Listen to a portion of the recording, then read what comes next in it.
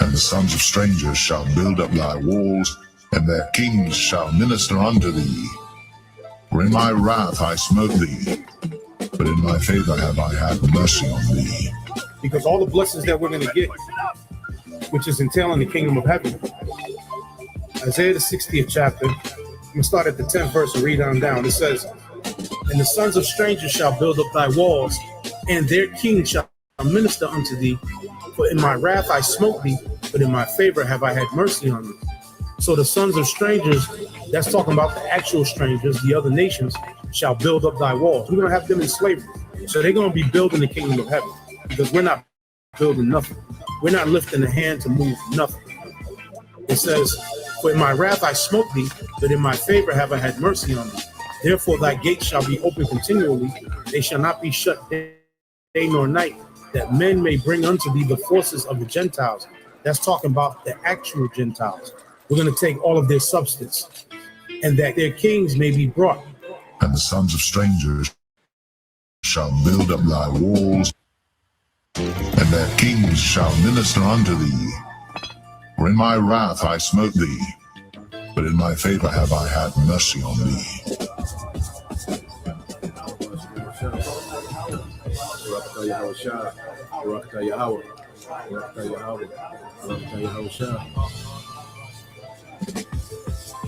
For the nation and kingdom that will not serve thee shall perish, yea, those nations shall be utterly wasted. Verse 13. And the glory of Lebanon shall come unto thee, the fir tree, the pine tree, the box together to beautify the place of my sanctuary, and I will make the place of my feet glorious. So the land of Israel, the land of Jerusalem, is going to be made glorious. It's going to be made glorious once again. The kingdom is going to be built up. We had a taste of that during the time of Solomon's reign, which was for about 40 years. Verse 14. The sons also of them that afflicted thee shall come bending unto thee, and they that despise thee shall bow themselves down at the sole of thy feet. And they shall call thee the city of the Lord. The word Zion means monument, the monument of the Holy One of Israel. Whereas thou hast been forsaken and hated, so that no man went through thee, I will make thee an eternal excellency, a joy of many generations. Thou shalt also suck the milk of the Gentiles, and shall suck the breasts of kings, meaning we're going to take all their substance.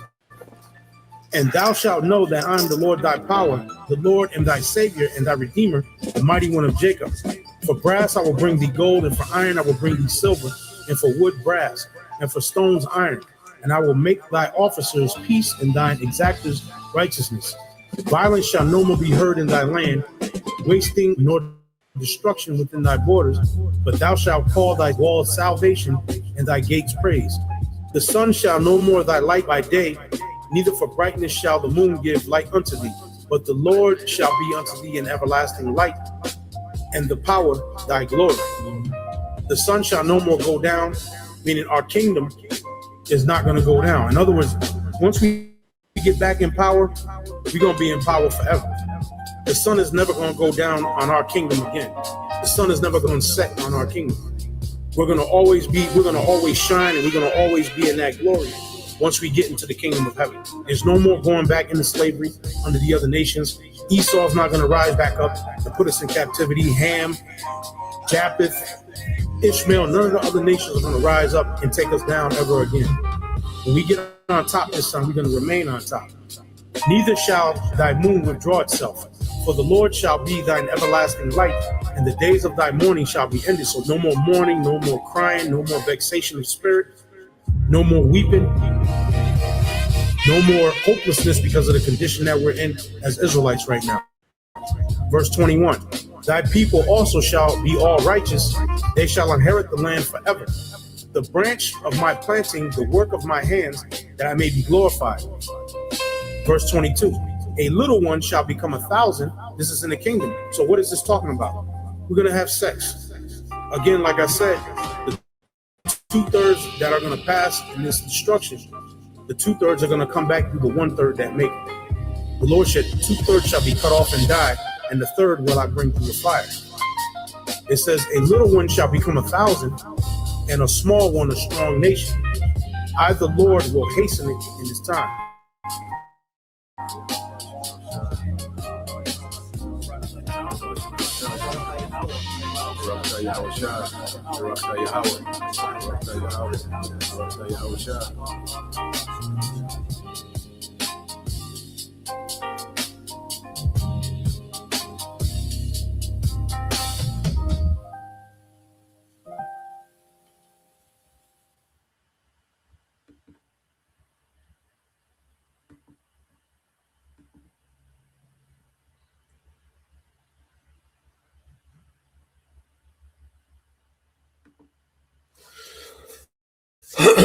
All right, Shalom.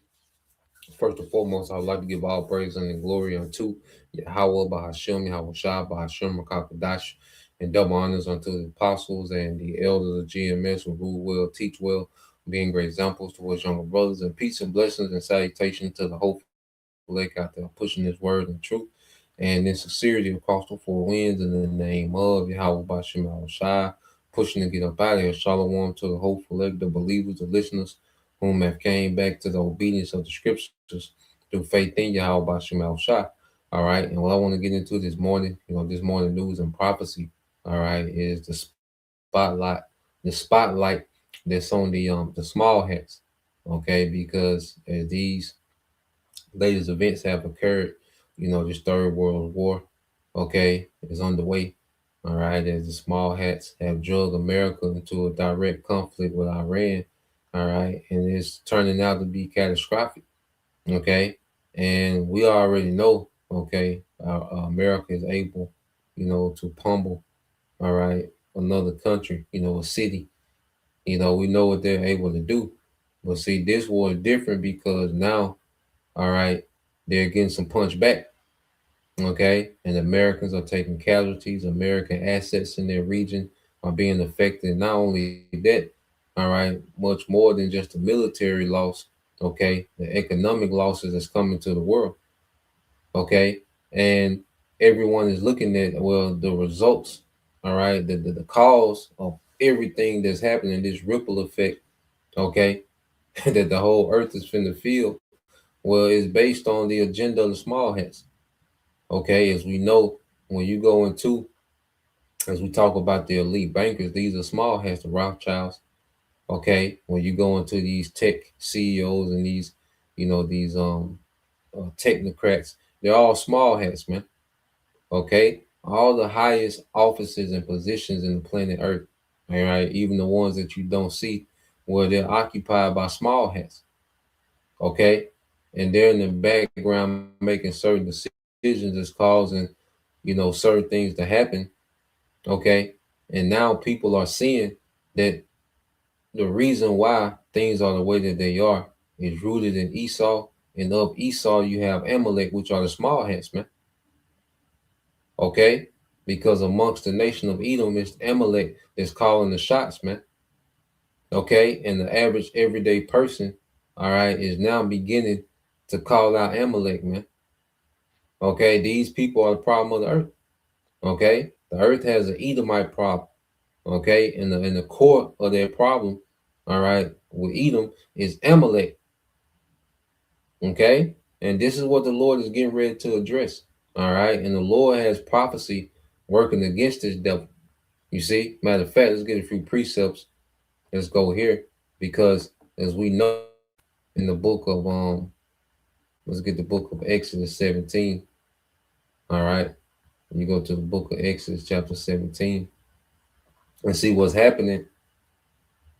All right, the Lord is beginning to walk this devil down. You see, prophecy has caught up with, all right, the small hats, okay, and these Edomites. Prophecy has caught up with them.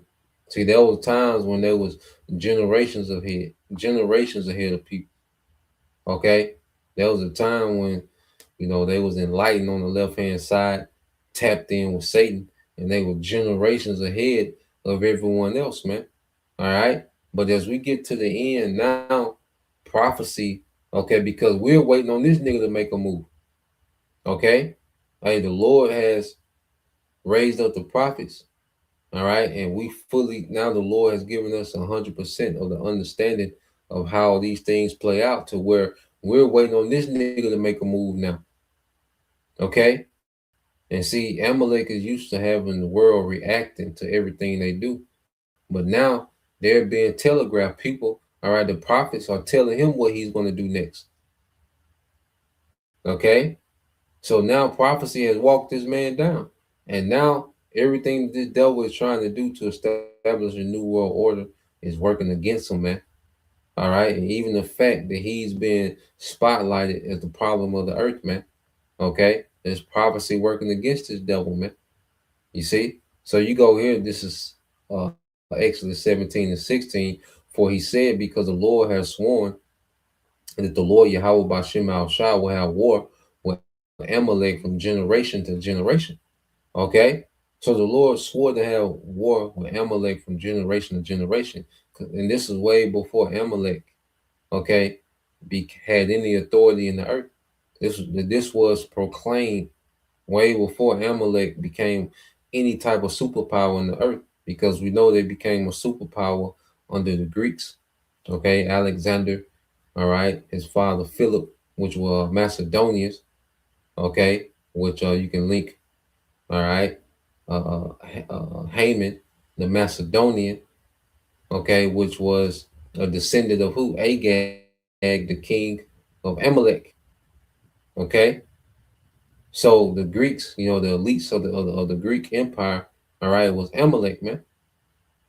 Okay, and then it segued into what? The Romans, all right, and then you had a revival of the Greco-Roman Empire, all right, under these European governments, okay, and who, all right, sent forth their sons, all right, to be bankers, all right, in these different European countries, man. It was the Rothschilds, man. All right, Mayer Amsher Rothschild, man. Okay, started the banking cartel. You see, these small hats began to what? Get control of, all right, the money supply of the world. Okay, to the point they created the money supply, man. Okay, so when you look at, third world countries, well, these things are intentional. When you look at inflation, when you look at, the cost of living, okay, when you look at the sanctions and all these different things, well, these things are done intentionally, man, by these bankers, man. Okay, the school curriculum, they control all that, man. You see, these devils, these industries, okay, real estate, these devils control. They control it all. The earth was given into their hand. Okay, but the Lord promised that He will have war with these people from generation to generation. And see, now the Lord done walk these people down, man. There was a time where, all right, Esau was able to prosper in his wickedness with no hindrance. Okay, but the Lord raised up the prophets, man. Okay, to begin to resist this devil. All right, and now we see things playing out in the earth to where it's not playing out in His favor. Okay, now things are backfiring on him. See, there was a time when he was comfortably, all right, just executing his wickedness and prospering in the earth. Okay, but now we're at a time where things are backfiring on him, man. And that began with the Lord raising up the prophets. That's why you go to Isaiah 49. All right, let's get this in the book of Isaiah 49 and 1. And it says, listen, O isles, unto me, and hearken, ye people from far. All right, so this is a proclamation to the world, to the whole entire earth. Okay, it says, the Lord have called me from the womb, from the bowels of my mother have He made mention of me. Okay, and this is Isaiah. Okay, because the Lord, all right, He intentionally sent all the prophets back at this time, and this was in waging spiritual war. All right, when the Lord started to send back the prophets and raise up the prophets, this was the Lord raising spiritual war on Amalek, man. Okay, And that's why the whole trajectory of the earth has changed since the prophets have been on the scene. Okay? There was the Lord putting a resistance against the devil, man. Okay? It says, and he have made my mouth like a sharp sword. Okay? Made my mouth. So showing you that the prophets are spiritual weapons of the Lord. Okay? Which is destroying, all right, the spiritual wickedness of Esau, man, which is confounding the spiritual foundation. I mean, the foundation of spiritual wickedness and lies of Esau, man. Okay, so the Lord, all right, it started to wage war against the devil when he raised up the prophets, man. That's why I said he had made my mouth like a sharp sword. In the shadow of his hand have he hid me. Yeah. So the prophets were tucked away. Okay, for the right moment. All right, because hey, with the most high is a man of war. Okay, because you look at war strategy. Well, who created war strategy? The Most High. So at the perfect timing, okay, he unsheathed, okay, the prophets, man. Okay, and began to spiritually hack away at the elites, man.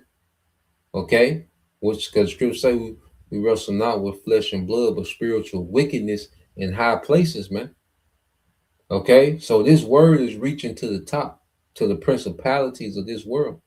All right, which Esau, Edom, beginning with Amalek on the left hand side, they're heavily into Satan. They're heavily into demons, man.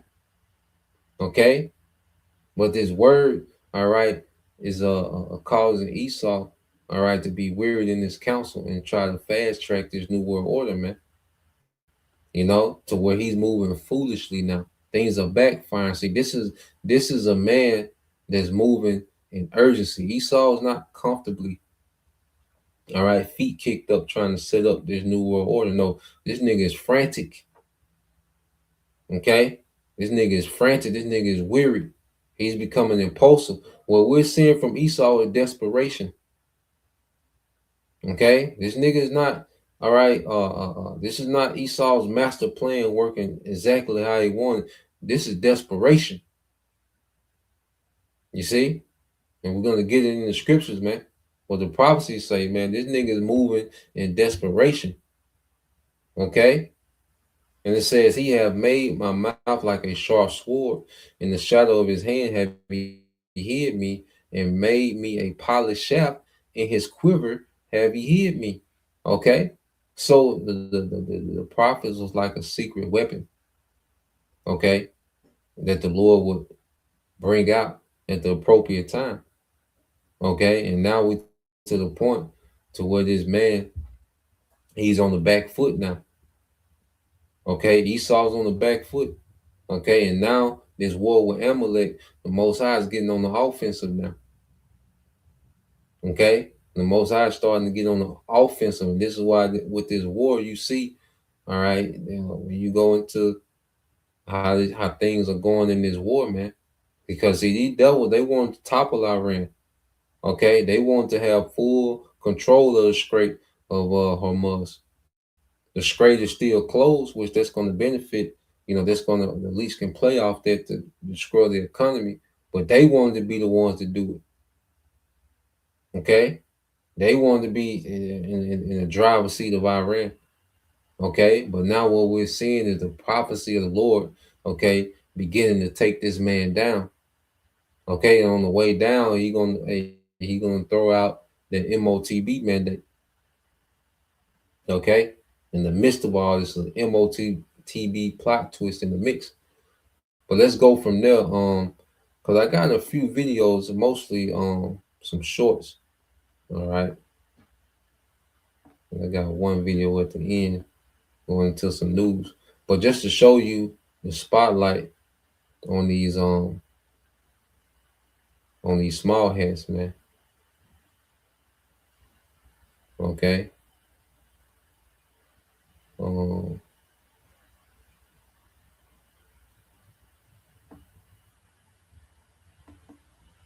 me see this. I got quite a few. Okay, let's start off with this one.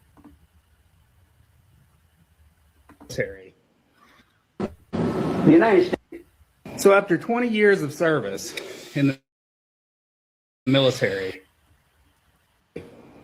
yesterday I got pulled into an officer's office and counseled for posts that I have on my social media. During the counseling, they told me I'm under investigation as a threat to national security. When I asked for proof, like what the posts were yesterday, they refused to give it to me. They made me come back today to further go over stuff. They gave me the proof, and the proof they gave me are anti-Israel posts. Now, when I joined the military, I took an allegiance to support the United States of America. I did not ever take an allegiance to support Israel. But yet, I am deemed a threat to national security because I do not support Israel and their genocide against the Palestinian people. Yes, you heard that right. I am deemed a threat to national security because I don't support Israel's genocide against the Palestinian people. Since when does not supporting a foreign nation get a U.S. soldier investigated for being a threat to national security? So after 20 years of service. Yeah, so you see, all right, this guy's in the military. And then look at your military personnel, man. Okay? He has an effeminate spirit. Okay? You can tell he's out of shape. And he's a sergeant. And these are the guys you're going to go send to invade Iran? I can't wait to see it. Okay? But as you can see, going back to the point, he's been investigated, all right, because of small hat posts. Okay? And see, they run that narrative of anti-Semitism to the ground. They used to be able to whip out, their word anti-Semitism and people will fall back. But now, nah, man, people are just calling out his wickedness, man. And it's hard for this devil, to make a case. It's hard to defend these small hats, man. It's hard to defend these small hats, man. Okay? Because they just been on the tear. They just been on the rampage. And when you do any type of investigation, you like, these niggas are the root of every problem. And you look at just how much wickedness the Lord has constantly coming out. Even the whole Epstein, well, they're just the tip of the iceberg. Okay? But see, the Lord is making these charges stick to Esau, man. Esau can't shake, all right, being the wicked anymore. Amalek can't shake being the problem of the earth anymore, man. The Most High is making these charges stick, man. Okay? And this whole anti-Semitism, because they censor you so much that you can't, it's just ridiculous, man. It's to the point now that everyone is seeing these people for what they are, man. Okay? And you Americans are getting ready to be deployed over there to Saudi Arabia. Because at the end of the day, you can get on camera and talk and say this and say that. But your ass, if you in the military, your ass going over there. And the Lord already got it set up. Everybody who's going to get drafted, that's going to carry their ass over there. And it's going to be all for the ambition of the small hats, man. Okay? It's all for the ambition because they want to do the Greater Israel Project because they want to rule the earth, all right, from the land of Israel. They want to steal a blessing, all right? It's Amalek that's at the forefront of wanting to hijack the blessing, man. Okay? So you people in the U.S. military, you fighting for the small hats. Okay? Give a damn what you pledge allegiance to, you fight for the small hats. Okay? You're owned by Amalek. Okay? You're a property of Rothschild Banking Corporation. Okay? And you're gonna go where they tell your ass to go. Okay? So let's go from there. And if a brother could post that in the what was that, Jeremiah 49 and 10 Bible shop. Okay, but I just got quite a few of these little shorts, man. You know, the spirit kind of sent me down a rabbit hole. All right, so let's go here. Let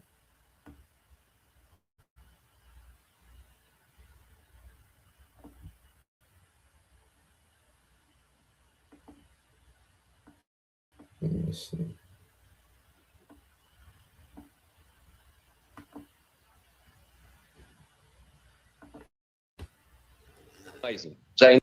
I think to please stop Zionizing us. Stop the Zionizing. Zionizing, it's a verb which means to gaslight someone with such shameless, narcissistic, psychopathic audacity that you deny reality to their faces while simultaneously playing the victim, engaging in endless circle debates that go nowhere and displaying a complete loss of empathy and basic humanity. Right? Remember, Pierce, why the first video went viral? Because I called Israel a narcissistic, psychopathic behavior fucks you over and then makes you think it's your fault. Because this is what Israel does. It didn't happen. And if it did, you're remembering it wrong. And if you're not, it's your fault because you're looking into my phone. Narcissists lived in their own made up reality. They don't share your reality. They live in their own custom made universe where facts are negotiable and truth is whatever serves them in the moment. And when you corner them, they throw tantrums, accusation, Hamas, anti-Semitism, full victimhood mood. And it's pointless to debate with them, right? Because take him, for example, and the likes of him. You show them a video, it didn't happen. You show them UN reports, these are lies. You mention international law, it's complicated. You get testimonies on the ground from doctors and nurses at Hamas propaganda. Yeah, we saw it with our own eyes. Your optic nerve is anti-Semitic. Like Israel is like Shaggy. We saw you won the hospital. It wasn't me. We saw you killed the children. It wasn't me. Dude, your war crimes are documented. Hamas propaganda also, it wasn't me. There is no point of debating gaslighters. We have 4K videos, satellite imagery, and your own soldiers posting on TikTok bragging about killing children. But of course, yeah, the entire planet is having a mass hallucination, right? This is like Israel has the same credibility as a Ponzi scheme, right? To please stop Zionizing us. Stop the Zionizing. Zionizing, it's a verb. Yeah, so he went in, you know, because when these devils, you call these devils out, you know, they just tell you, you know, they just straight lie. You know, footage, you know, no matter what you bring on these devils, man, the footage, the evidence, you know, their own soldiers bragging about, you know, because they're like those IDF soldiers, man, they was graping, okay, Palestinian men till they was paralyzed, man.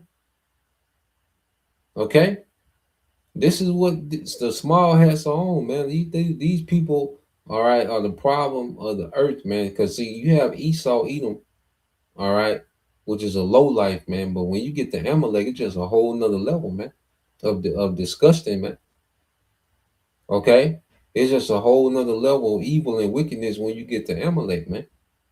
Okay, and they're the ones starting the most shit, and they the biggest cowards, man. All right, the biggest cowards, man. Okay, so yeah, man, it's getting to the point to like it's like goddamn, you know, you have all this evidence, okay, you have all this proof, okay, you have all the facts, okay, and these niggas play these word games forever, man. But see, now the word games is over with. Now the Most High, all right, is launching an attack on your ass, man. First it began in the spirit, and now it's beginning, all right, to play out in the earth, man. Okay, now it's getting ready to play out in war. Okay, now you're getting pummeled with missiles, and it's only the beginning because other nations are going to join in and pummel you small hats with missiles, man. Okay, in America, your protector, he can't protect himself. Okay, the great American, the great white, I mean the great mighty America can't protect your goddamn self, man. Okay, and you've been able to do this because you had American military might bagging you, okay, and the financing of the of the elites. Okay, so you devils, all right, you small heads have been able to do what you want, say what you want, deny, all right, any accountability. Okay, still play the victim, but you can't do that anymore, man. Okay, everyone is calling you devils out, man. let's go from there. I got another one.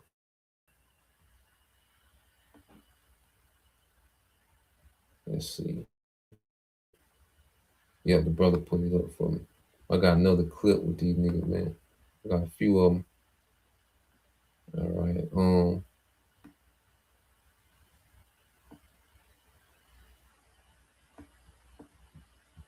Let's see.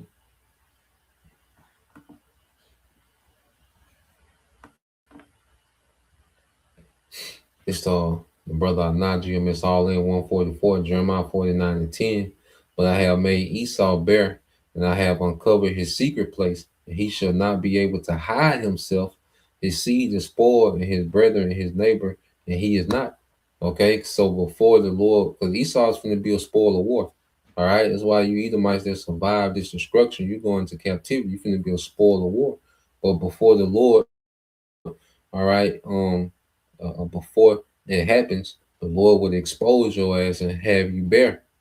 Okay, not only is this devil being revealed for being the wicked, and all his wickedness is coming out, but the Lord is stripping this nigga from that sword and from those enchantments, man.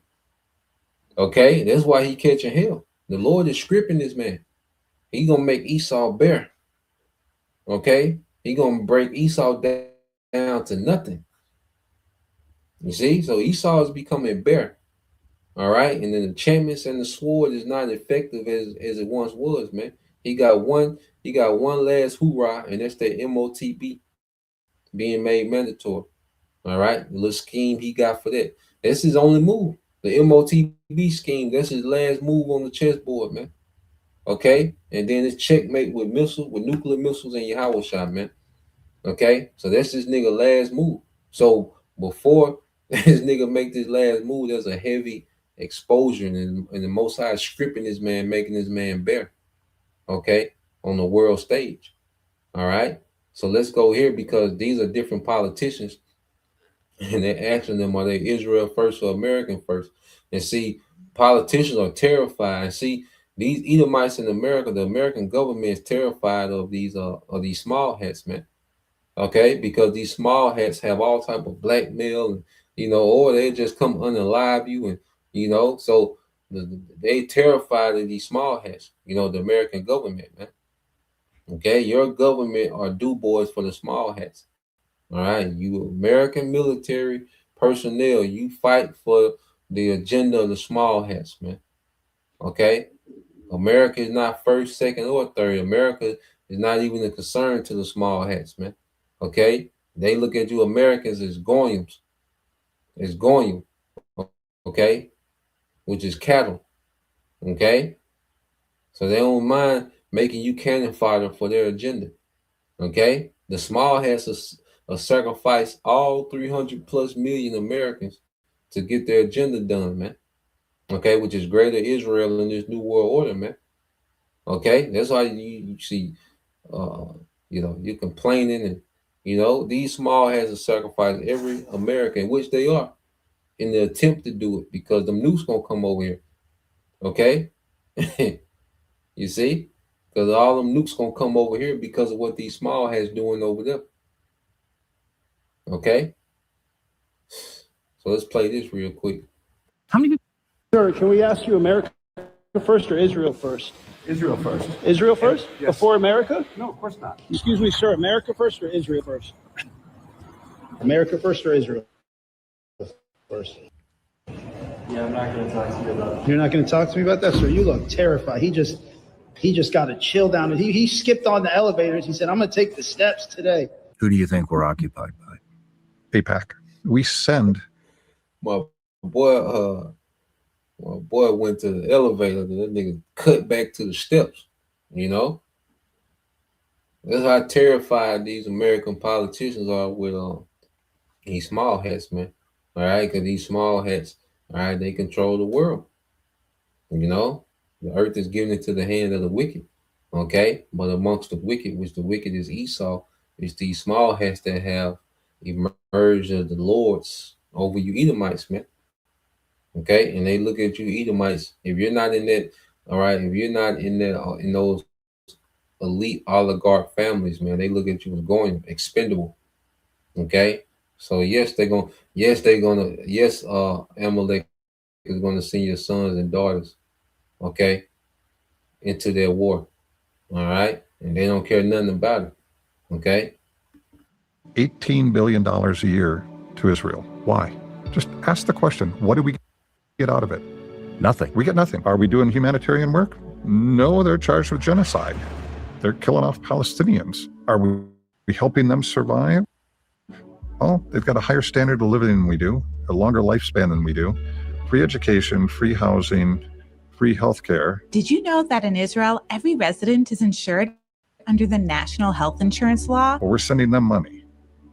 Why? Ask yourself why a U.S. congressman can wear an Israeli military uniform in congressional chambers. I would think that would be an act of treason, but they did. Nobody said anything. Ask why the Israeli prime minister can bypass the president, fly directly in and speak to our Congress without any other government interaction. Congress gave him 26 standing ovations. I think most pop stars would like 26 standing ovations. Our Congress gave Netanyahu, a foreign prime minister, 26 standing ovations. I have difficulty looking at that in any other way than we're occupied. Statistically speaking, we have shown that whoever spends the more money on an election wins 94% of the time. Whoever spent the most wins. We can also show that every time somebody spoke out against Israel or AIPAC, the next election, their challenger was highly funded and wins. Now, we shut down that conversation quickly, right? Whenever we try to talk about it, you get told, well, that's anti-Semitic. No, it's not. Calling things the way they are is not anti-Semitic. Sir, can we ask you America first or Israel first? Oh, you see, and it's all coming out, man. Okay, it's all coming out. All right, and it's the Lord that's doing this, man. They can't hide themselves, man. You know, the small has control the U.S. economy, because even the Federal Reserve, all right, the Federal Reserve is a private-owned bank of the Rothschild banking cartel. Okay, when people think of the Federal Reserve, they think of, you know, that's an American bank. That's the federal government bank of America. No, that's a private bank, okay, that belongs to the Rothschild banking cartel. Okay, so you have the chairman of the Fed. He's a worker, okay, for the bankers, man. He answered to the banker. The government answered to the bankers, man. The bankers don't answer to the government. Okay, I want to see my boy cut to them stairs again, man, real quick. Got some more videos. I got another one. I think it's on the same rail with this one. I want to see my boy cut them steps one more time. Israel first. Israel first? Yes. Before America? No, of course not. Excuse me, sir, America first or Israel first? America first or Israel? Terrified. He just got a chill down. He skipped on the elevators. He said, I'm going to take the steps today. Oh boy. But let's go to this one, because you got this Senator Ted Cruz, and show you just the pride of Esau, man. They just look at people. They don't care about people's culture, traditions. They don't consider anything, man. They just want the world. Okay, they just want more and more control. Like if a brother can post it in Habakkuk, in the book of Habakkuk, chapter 2 and verse 5. Yeah, my nigga, my boy went left, goddamn, and the boy went right. I'm not finna put him in the mix, you know. Yeah, let's get that in the book of Habakkuk, chapter 2 and verse 5. All right, this nigga can never be satisfied, man. You know, and he's such a proud ruler, because as a ruler, man, you're supposed to be considerate of the people that you're ruling.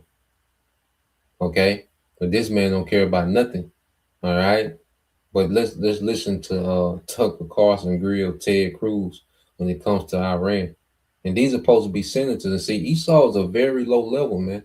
One thing Lord willing, I can do the video later on with the Pakistan. He's a Pakistani senior, and I just want to show you. I want to show y'all the difference of how articulated these people in other countries are. Okay, compared to American politicians, man, because American politicians are idiots, man. They don't know nothing, man. They just all they know is just to enrich themselves, man. Enrich themselves, get more power, get more money, get more control. Okay, well, these people are idiots, man. They don't like as a noble.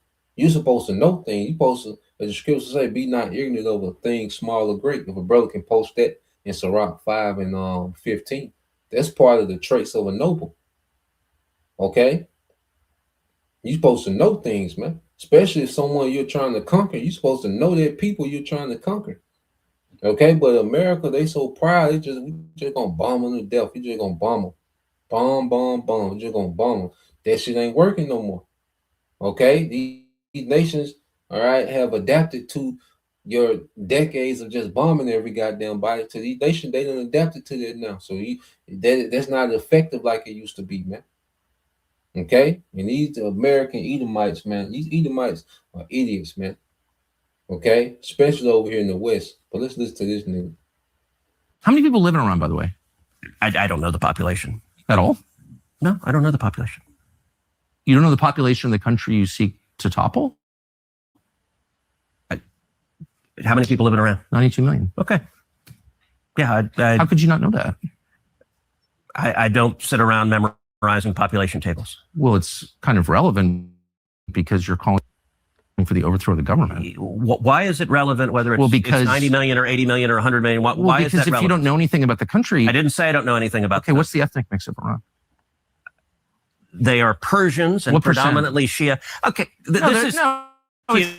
even... You don't know anything about Iran. So okay, actually, I am not the Tucker Carlson expert on Iran. You're a senator who's calling for the overthrow of the government. You're the one who don't know anything about the country. No, you don't know anything about the country. You're the one who claims they're not trying to murder Donald Trump. You're the one who can't figure out if it was a good idea to kill General Soleimani, and you said it was bad. You don't believe they're trying to murder Trump. Yes, I do. Because you're not calling for military strikes against them in retaliation. And if you really believe that, carrying out military strikes today. You said Israel was. Right, with our help. I said we. Israel is leading them, but we're supporting them. Well, you're breaking news here because the U.S. government last night denied, the National Security Council spokesman Alex Pfeiffer denied on behalf of Trump that we were acting on Israel's behalf in any offensive capacity. No, we're not bombing them. Israel's bombing them. You just said we were. We are supporting Israel. High stakes. You're a senator. If you're saying the United States government is at war with Iran right now, people are listening. Okay. Sir, can we ask you America first or Israel first? Nigga just caught, man. The nigga done lied so much, he just entangled in his own lies. Because he done lied so goddamn much, man. You know, he got so much wickedness. He got this scheme going over here, this narrative going, this conflict going, this coup, this work against him, this backfiring, and then now he got the lie to cover this lie. You know, he just entangled himself with lies, man. You know, he done burdened himself with so much wickedness, man, that he's breaking under that pressure, man. Okay, I believe that. I got that the other day too. Let me find it real quick. I think it's Proverbs. These brothers will post it. All right. I think it's it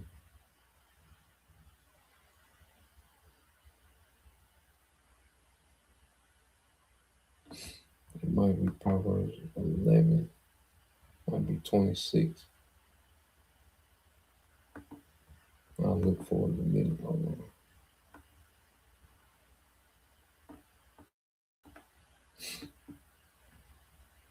Well, let me read this. This is the Brother Warriors. All right, Yahushua. Okay, this is the book of Habakkuk, chapter 2, in verse 5. And it reads, yeah, also, because he transgressed by wine, he's a proud man, neither keep it at home, who enlarges his desire is hell, and is deaf, and can never be satisfied, but gather unto him, all right, all people, okay? And see, what we're seeing is this devil, he's just proud. See, Esau is like a man that's just been winning for so long. You know, he became mighty, became wealthy, and he's drunk. You so he just think, he's so full of himself, that he's just drunk, talking shit. He's looking at people, they've been terrified of him, they influence. You see, he's able to influence people how he wants them to act, how they want him, how he wants them to think. Okay, people are living based off his influence, man. So he's looking at the world and he drunk off his own wine, man. Full of himself, proud, man, and he just constantly trying to heap up more and more. He has no stopping point. Esau has no end game to what he's doing. He just want more and more. There's no end game to what this nigga is doing, man. Okay? But you go here, but you're seeing, all right, that Esau is being made to be a goddamn fool, man. He's a senator, man. He should know these things, man. Okay? Too busy on the island, man. Okay? This is on Brother Azari, GMS in Truth Orlando. Proverbs 25:2, he said, "It's the glory of the Most High to conceal a thing, but the honor of kings is to search out a matter," man. So that's a noble trait, to search things out, to know things, man. Okay? To understand how things work, how people work, history, the customs, the agriculture, the this, the that, the climate. You're supposed to know these things, man. Especially if you're a man with that much responsibility. The more responsibility you have, the more you're supposed to know. Even the scriptures say, to whom much is given, much is required, man. The higher rank you have, the more you're supposed to understand things, man. Okay, rank is not just for the purpose of throwing your shoulders around and your chest poked out, okay, and enriching yourself, man. No, rank is for the purpose of understanding things so you can better serve the people that you're ruling over, man. Okay? But these devils, man, they're just not fit for rulership, man. Okay? This is all the brother Anad GMS all in 144 says, Ecclesiasticus 5:15. It says, "Be not ignorant of anything in a great matter or a small." Okay, so these here it is, you're a senator, all right, and you're getting ready to go to war with a whole country, and you don't even know the population, man. You don't know the ethnic groups. You don't know anything, man. Okay, even in the book of Judah, okay, you had that Syrian Babylonian general. He was getting a rundown of Israel. That's where we get that. We go to Judah 5, 18 through 20, going into how, when we at peace with our power, okay, there's nothing that can be done against us. But when we at odds with our power, okay, we can be taken. Okay, and there was an Ammonite. Okay, but he was a man of, he was within the ranks, okay, of the Syrian Babylonian army. So he was a man of status to where he had to talk, he had a direct dialogue with the general, okay, but he knew, he understood things, man. Okay, but you look at, the leadership of America, man, it is just a bunch of flunkies, man.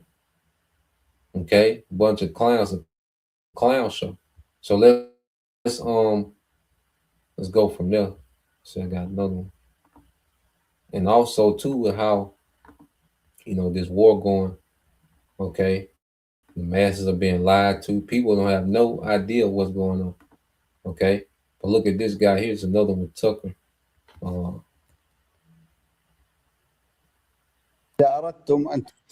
What is that? That's the Secretary of War right now. Watch Tucker Carlson realize why the Zionist lobby, led by Norm Coleman of the Republican Jewish Coalition, pressured Trump to install Pete Hegseth as U.S. Secretary of War. What is going on here? It's enough to make the hair on your arms go up. Did everyone know there was an effort to rebuild the third temple and the foundation stone except me? This is considered so esoteric and weird and crypto-historical and religious and kind of culty and what's Chabad, and that no one ever mentions it. But here's Pete Hegseth, football player from Princeton, going on about it in a way that suggests he's thought a lot about it. This is 2018. And it got me thinking about another miracle that I hope all of you don't see too far away. Because 1917 was a miracle, 1948 was a miracle, 1967 was a miracle, 2017, the declaration of Jerusalem as the capital was a miracle, and there's no reason why the miracle of the reestablishment of the temple on the Temple Mount is not possible. I don't know how it would happen. You don't know how it would happen, but I know that it could happen. What is that? That's the Secretary of War right now, overseeing the war with Iran that people fighting it are starting to say actually is about rebuilding this third temple. It's the same man. What is that? And so that's Pete Hegseth, okay? Yeah, you think that it's because these devils know, because going back to the Lord will have war with Amalek from generation to generation. So you think it's a coincidence that Trump changed the Secretary of Defense to Secretary of War? That's these devils just saying we finna take the blessing. We're gonna go to war with the earth and we're gonna take the blessing. Okay? This is what these devils are on. Okay, so this whole thing with Iran and regime change is way bigger than that, man. These devils saying, look, we finna take the blessing, man. All right, we got the sword, we just gonna take it. And we just finna, because and that's why, these Gulf Arab states eventually, they're gonna turn, okay, on these on the West, okay, and side with Russia, China, and Iran, man, because they part of the play too. They knew Iran is the only nation that could resist them. They know they ain't gonna have, well, if they get Iran out the way, there's nothing left to resist them in their region. That's their way of thinking. If they topple Iran, there's nothing in that region to resist them. Okay? Well, see, this is what the Lord, all right, is putting this nigga in scrapes. Okay? This is where he's in scrapes, that wild boar. They activated that wild boar, man. Okay? They're not going to make it to finish their plan. You see? They're not going to be able to achieve what they wanted to achieve, man. Okay? And it's going to cause this man to come down with more wrath. Okay? And one thing about Esau, when he loses a war, he takes it out on civilians, man. When that devil, which I meant to find that account. I'll find it. I know that devil Antiochus. You read in the book of Maccabees when he went, and I think it was the Persians.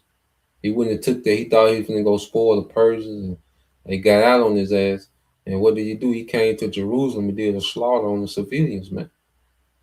There's one thing about it. When this devil get his ass whooped by some warriors, man, he don't mind coming and taking it out on civilians, man. Okay? Because the nigga's a coward by nature. You see? So let's go. I think I got about two more of these shorts.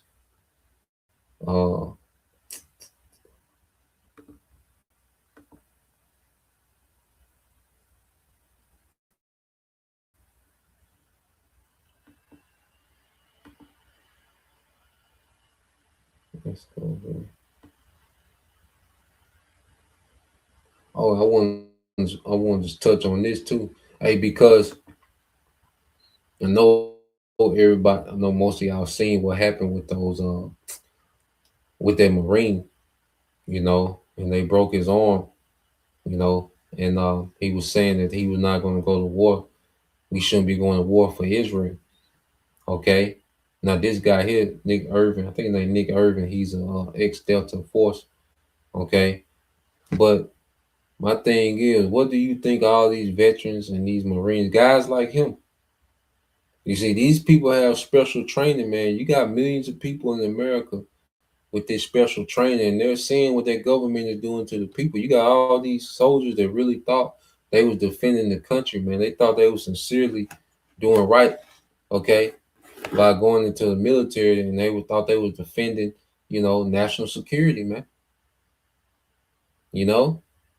And you got a lot of these military men with this special training, man.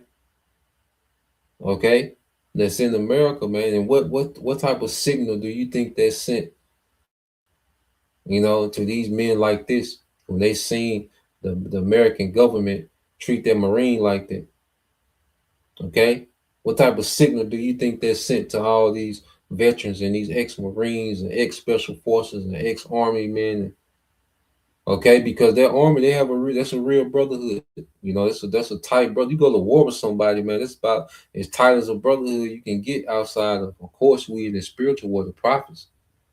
Okay, but you go to war with a man. That's a brotherhood. That's because this man, you had to put your life in this man's hand. This man played a part in getting you home. Okay, so there's a certain brotherhood that these veterans got. Okay, and they're looking at how the government is doing when they did all, especially you pour everything you had into this government for this government, man. You know, and you see it's a scam, you feel played. You know, so you got to factor that into the civil unrest, man, when things get lawless in America, man. So let's play this real quick. What is the difference? I mean, if you served in Afghanistan, you should be pissed. I'm pissed. You know, like you go over there, you lose your friends. I got them tattooed on my arms. I got them on me, guys that I lost. And I carry the memories of more guys that I lost when I got out from suicide, you know, and being in. I've buried more of my friends outside the military than when I was in. I've buried more of my friends. A lot of my team leaders, guys that I looked up to, killed themselves like when they got home. And I don't know what we were there for. I mean, you look at it now, it's like, well, you tell us to go over here and take out these people, and we allegedly did something like that, and years later, you let them be in control of the government, then you give them all our equipment, then you give them millions of dollars weekly, monthly in cash. Doesn't make any sense. And you know how the Taliban treats their people. I mean, if you served in Afghanistan. So I said he was ex-Delta Force, man. So, you know, just imagine how millions of these people, of these men feel as they're looking at, you know, and all this truth is coming out, you know, and then this latest thing, what happened with that Marine, you know, to the point that they broke his hand, his arm, or whatever. You know, imagine how they feel about this, man. It's a lot of pent up emotions they got, man. And these men got certain training, you know. So it's gonna be it's a recipe, all right, for disaster brewing here in America, man. You know, I just want to throw that out there too. So I got one more. I think it's one more short, and then I got a little news. One news clip I want to get into. All right.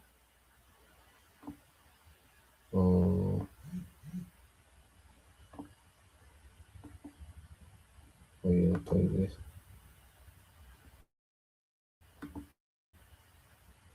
Good hiding. But you don't know. How many people? Israel is taking a bloody good hiding. But you don't know it. You don't know it for two reasons.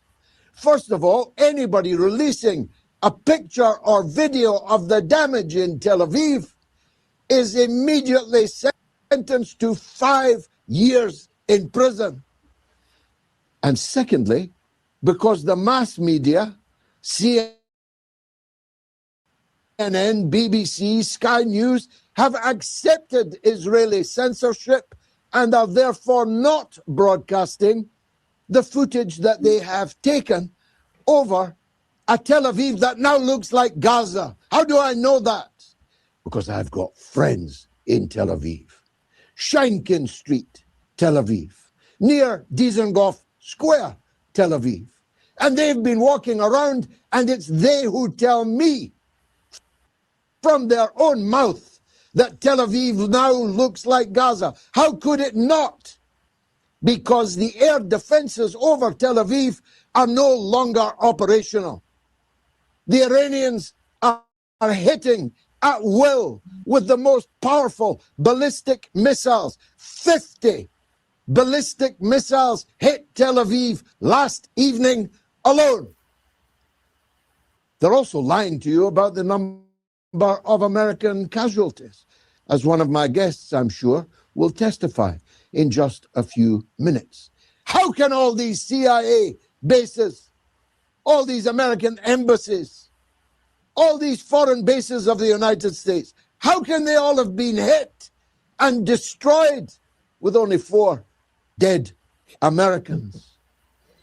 I'm going to take a flyer, and it's this. There are approaching 1,000 dead Americans, and they can't be hidden forever.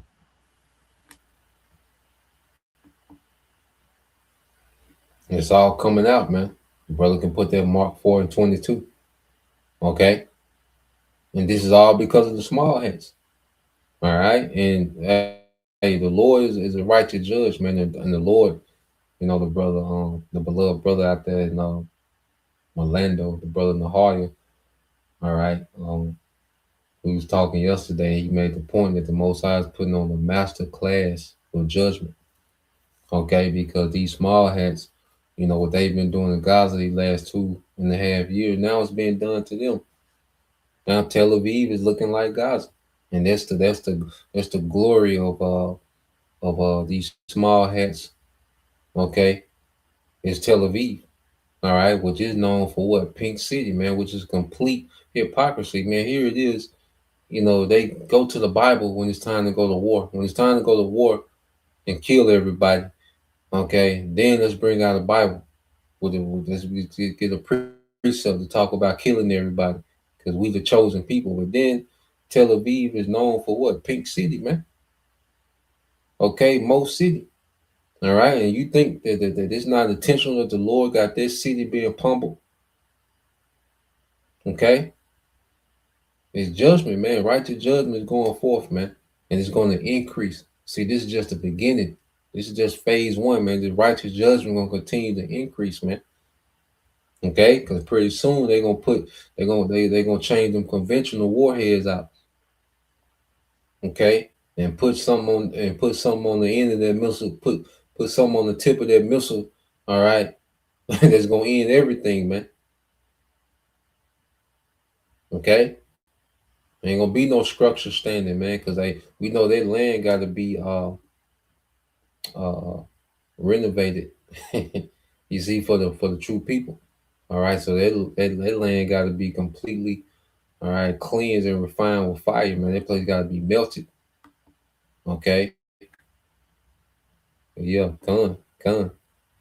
You know, I think ain't no business going down today. Okay. Shit, you can pack Tel Aviv up.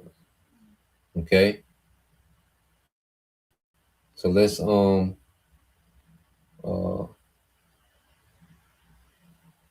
let's see. Let's go here. Just a brother Mark Cabal. This is for there is nothing here which shall not be manifested. Mark 4 and 22. For there is nothing here which shall not be manifested. Neither was there anything kept secret, but that it should come abroad. Man, everything is out, man. You know, the Lord is laying everything out on the table because it's like a courtroom setting. All the evidence is being put forth. Okay, everything is being brought out and laid out on the table. All the evidence, you know, from past, present, and future, man. Okay, so matter of fact, let's get there real quick, man. We'll segue to this. I believe it's in the book of Zephaniah. I believe it's in the book of Zephaniah, chapter 2.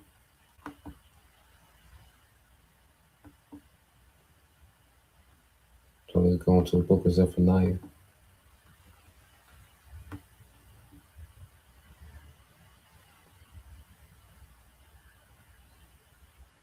All right, this is the book of Zephaniah, chapter 2, verse 4. It says, for Gaza shall be forsaken. Okay, we see that now. You know, and all this military action, you know, no matter what side it comes from, it plays in our favor. You know, so these nations pummeling each other, well, it plays in our favor. Okay, all this plays in our favor, man. Okay, because all these cities got to come down, man. Okay, you're not gonna have a city, okay, of this world and not kingdom. There ain't gonna be a standing city. You're not gonna be able to go into, you know, a city of this old world, visit this old city of the old world in the kingdom, man. All of it got to come down. Okay, and that's why I love those the earth shaking to and fro. Okay, gonna turn a lot of the cities of the earth into rubble, man. Okay, these skyscrapers and buildings. You know, I remember Pastor Hart went into that, a while back. It said, "For Gaza shall be forsaken, and Ashkelon in desolation. They shall drive out Ashdod as the noonday, and Ekron shall be rooted up." And these are all lands in Israel, all right, in the land of Israel. Okay, it said, "Woe unto the inhabitants of the sea coast, the nation of the Cherethites. The word of the Lord is against you, O Canaan." Okay, the land of the Philistines. Okay, so even up there from Lebanon, all right, northern Israel, okay, to the coast, all right, all of it's going to be, all right, destroyed, man.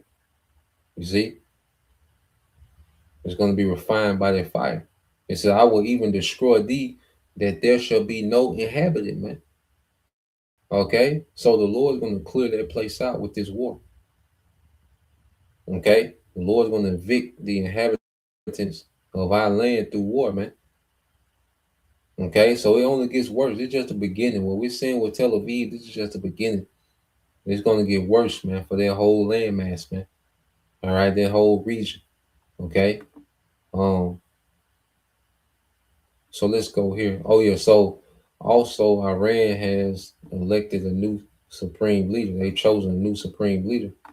Okay, which is a slap in the face. Okay, to what those small hats wanted to do is do a regime change. Okay. Well, they selected a new leader. It's the son, okay, of the last Ayatollah. All right, Saeed, I think Saeed Khamenei. All right. So now it's his son. Okay. And what type of mode you think his son in? And they look at the atmosphere in which he became a leader. Okay, and there's no because like I said, when they killed Philip II, the Persians, they killed Philip II, and they thought that was going to decapitate the agenda for those Greek, okay, what you call it, the Hellenistic League. Under Philip II, you had, all right, a bunch of Greek city-states come together militarily, make a military alliance. And Philip II was the head of that military alliance of the Greeks, and they was planning an invasion on, all right, Persia. Okay, so the Persians, hired, they got one of the associates. Okay, they got one of the associates of let me see. Let me pull this up. But they got one of the associates of Philip II to kill Philip. They got one of his close associates to kill Philip II. And in their mind, they were trying to do a decapitation, to destroy and to undo their whole plan to invade, all right, Persia, for those Greek city-states to invade Persia. But they killed Philip II, and who they got next? Alexander. You see? So they didn't kill, the Ayatollah, but now his son up. Ain't no telling who that might be, for these times, man. You see? It could be one of them Persian kings coming back, man. We don't know. I'm just throwing it out there, man. Just speaking as a man, But let's play this.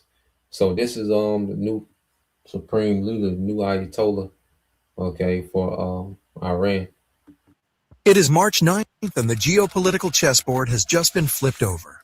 In a turn of events so dramatic, so utterly catastrophic for the war criminal cabal in Washington and Tel Aviv, the Islamic Republic of Iran has not only weathered the storm of a U.S.-Israeli decapitation strike, but has emerged with a leadership that is younger, harder, and exponentially more dangerous to their interests.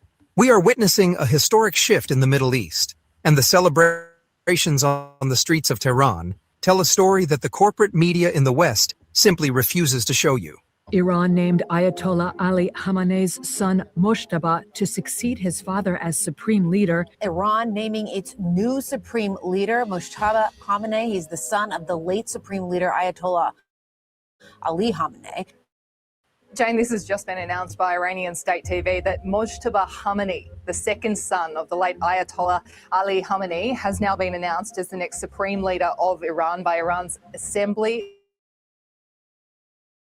of Experts. Oh, my name is Adam Ferrari, the Chief Executive Officer of Phoenix Energy. I look forward to you joining us at our next webinar. We trade bond. While Donald Trump and Benjamin Netanyahu were busy high-fiving over the assassination of Ayatollah Ali Khamenei, foolishly believing they had cut off the head of the snake, they walked right into a bear trap. The snake has not only grown a new head, it has grown fangs, dripping with a venom the likes of which the great Satan has never tasted. Let's be crystal clear about what just happened.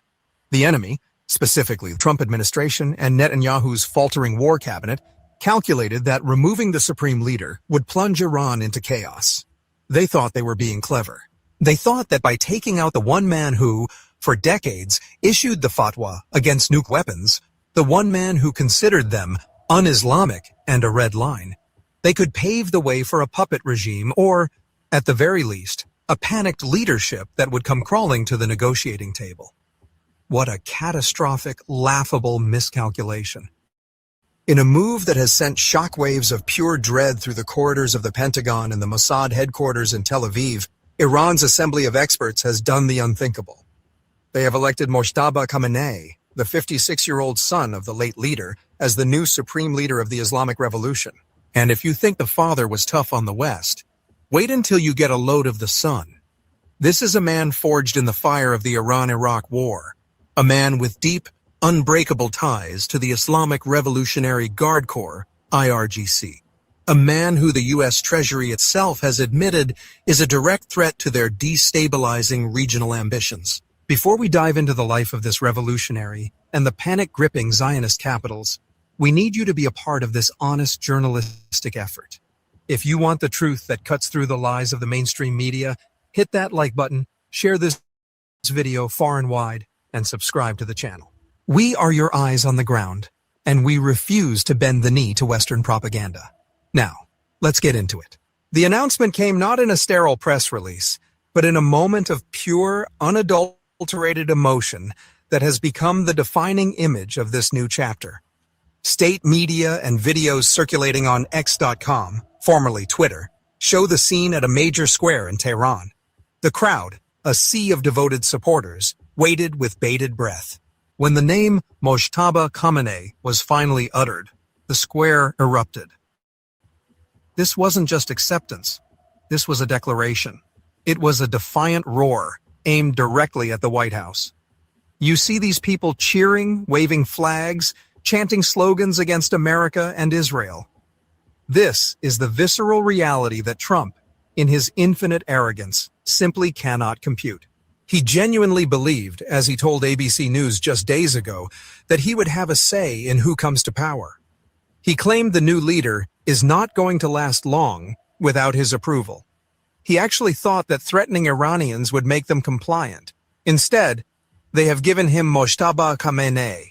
Who is this man that has the CIA and MI6 scrambling to rewrite their profiles? Mojtaba Khamenei is not a creature of the diplomatic circuit. He was born in 1969 in the holy city of Mashhad, and he grew up in the trenches of the revolution. Unlike the Western... And it's heavy. He was born in 1969.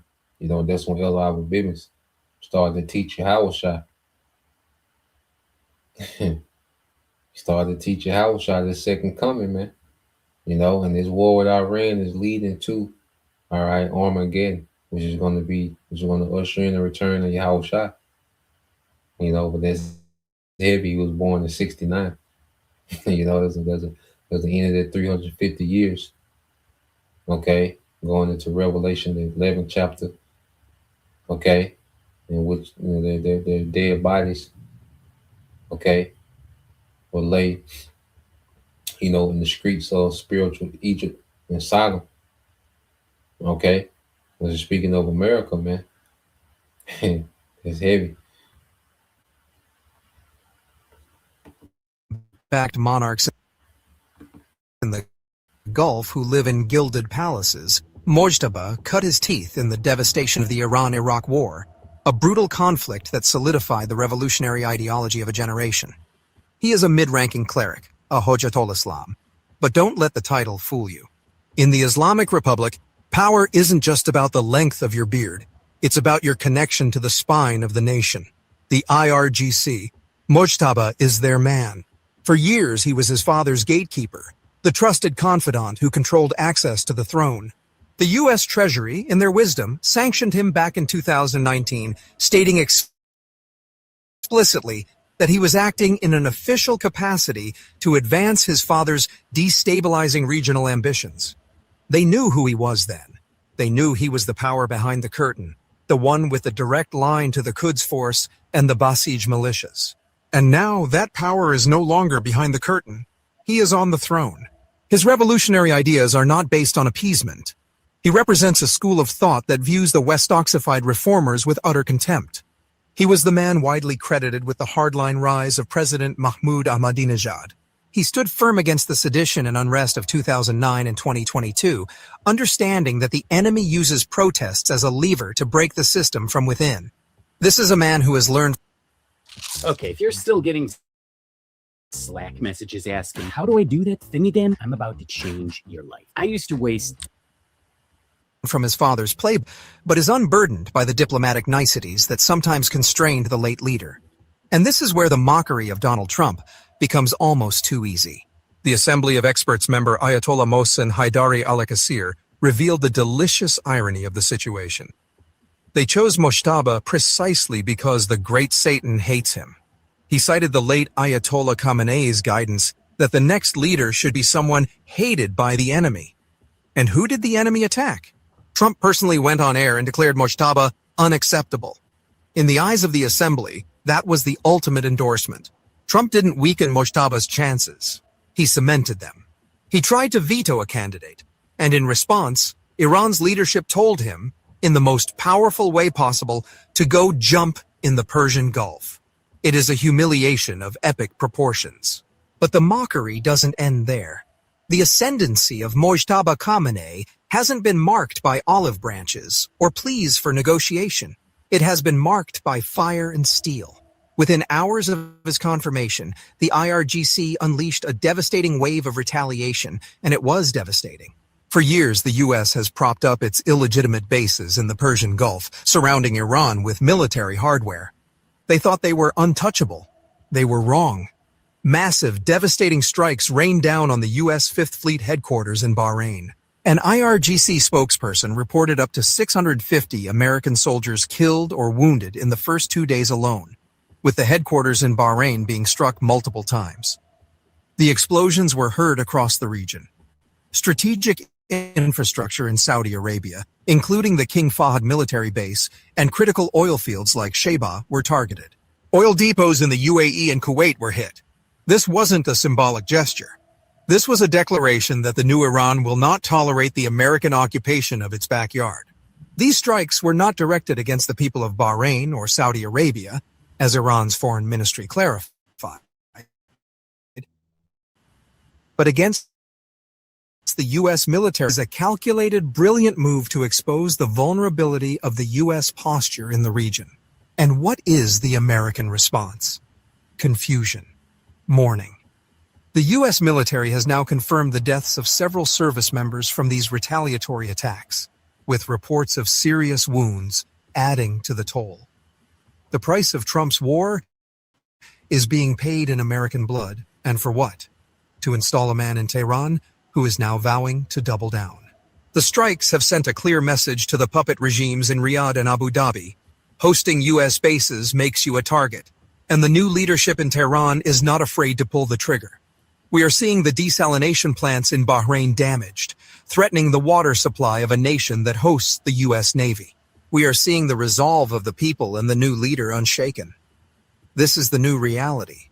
Now let's talk about the utter psychological collapse happening in the intelligence agencies of the occupying regime in Israel and their masters in Langley.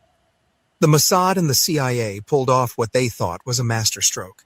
They hacked Tehran's traffic cameras, used AI to track bodyguards, and managed to assassinate Ayatollah Khamenei. They thought it was the ultimate victory. They thought it would break Iran's will. Instead, it has unleashed a fury they cannot contain. There were even initial desperate back-channel attempts by Iranian intelligence to reach out to the CIA, offering to discuss terms. But these were quickly rendered irrelevant, hardliners' ascendancy, and are now completely off the table. The new Supreme Leader, Mojtaba, has reportedly already rejected any notion of a ceasefire. This is the nightmare scenario for Netanyahu. He pushed for this war to distract from his own corruption and the failures of October 7th. And now he faces an Iran that is unified under a radical leader who is vowing to expand the war. So, as the sun sets on another day of this conflict, one thing is painfully clear for the warmongers. They got exactly what they deserved.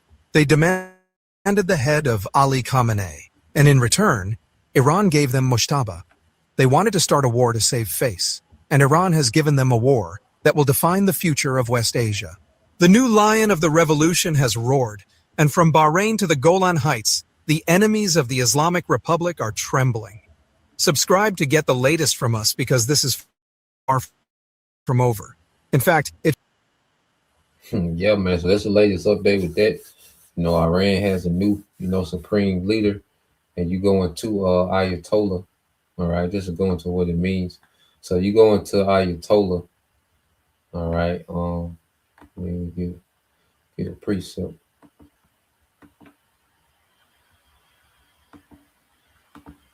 So you go into an Ayatollah. It says a high-ranking expert scholar in Shiite Islamic law, theology, and jurisprudence. All right, acting as a teacher, judge, and authoritative guide. All right, within the Shiite community. The title, meaning sign of God, is bestowed upon senior clerics in Iran and Iraq, often holding significant political influence. Okay, so this is the new Ayatollah, of the Iranian, government. Okay, and it's gonna be interesting to see this going forward, man. We in interesting time, so just watching it all play out. We know the board, is fully engaged, and the devil is limited, and what he can do next. We know his next move is the MOTB, and then the Third World War just gonna go nuclear. He's out of here, man. So just in the spirit, we just gotta look out for the MOTB plot twist, especially with day by day with the Strait of Hormuz being shut down. So just keeping up with that, seeing how that's affecting. We know gas prices are already being affected. Some places more than other. We know gas, drives, all right, everything else, the price of everything else. So let's go here. This is the book of Job 5:12. It said he disappointed the devices of the crafty, so that their hands cannot perform their enterprise, man. So Esau is not in the power of his hands, to perform his enterprise. He has a cutoff point. He has a cutoff date. So the Lord has it set up to allow this man to get so far. He's going to be disappointed. And he's beginning to be disappointed now. Because things are backfiring on him, man. And he's in a panic. He's got to try to capitalize off the chaos. And even in that, man, they're just signing his death certificate, man. When he makes the MOTB mandatory, it says he taketh the wise in their own craftiness, and the counsel of the fraud is headlong. Is carried headlong. So when this devil and all these schemes and plots and all this shit he got going on, all these lies and gimmicks and this and psyops and all this that he got going on and distractions, he's going to be taken in his own craftiness, man. This man got too much going on, till he's confused. So yeah, that's the point. Just wanted to get into that. Lord will, all right, you brothers, all right, and you sisters edified once again. I'm gonna give all praise and glory unto Yahweh, Bahashem, Yahweh Shah, Bahashem, Kakwadash, and double honors unto the apostles and the elders of GMS who rule well, teach well, being great examples towards younger brothers. And peace and blessings and salutation to the hopeful of Shalom.